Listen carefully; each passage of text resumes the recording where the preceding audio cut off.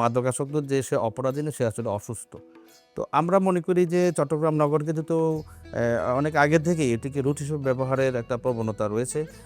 আমাদের লক্ষ্য হলো কোনোভাবেই আমরা এই মহানগরকে রুট হিসেবে ব্যবহার হতে দিব না। মাদক নিয়ন্ত্রণে কিন্তু অনেক সংস্থা কাজ করছে, র্যাব কাজ করছে, মাদক দ্রব্য নিয়ন্ত্রণ অধিদপ্তর কাজ করছে।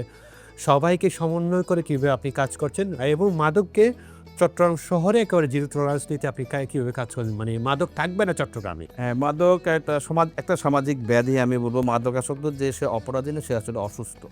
তো আমরা মনে করি যে চট্টগ্রাম নগর কিন্তু অনেক আগে থেকেই এটিকে রুট হিসেবে ব্যবহারের একটা প্রবণতা রয়েছে।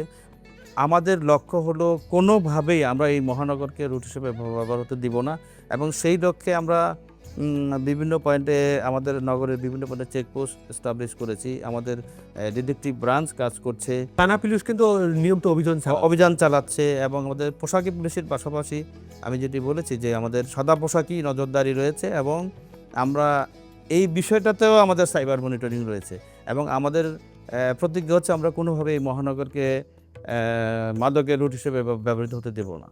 সেই জায়গায় আপনি কি মনে করেন না, মানে থানা পুলিশ, রোডে থানা পুলিশ আছে আপনাদের, এই সবাই মিলে আরও অভিযান পরিচালনা করা প্রয়োজন? আপনি কি মনে করেন? হ্যাঁ, এটি আমাদের অবশ্যই পরিকল্পনায় রয়েছে এবং আমরা এই মাদক বিরোধী অভিযানটা আমরা কিন্তু ইন্টেন্সিফাইড করছি। আমরা কিন্তু এবং যেসব সংস্থা কাজ করছে মাদক নিয়ে সবার সাথে আমাদের সমন্বয় রয়েছে। মাদক দ্রব্য নিয়ন্ত্রণ অধিদপ্তর সহ অন্যান্য যারা সংস্থাগুলো রয়েছে মাদক বিরোধী অভিযান পরিচালনা করে থাকেন, তাদের সাথে আমাদের তথ্যের আদান প্রদানও রয়েছে এবং আমরা একসঙ্গে কাজ করছি।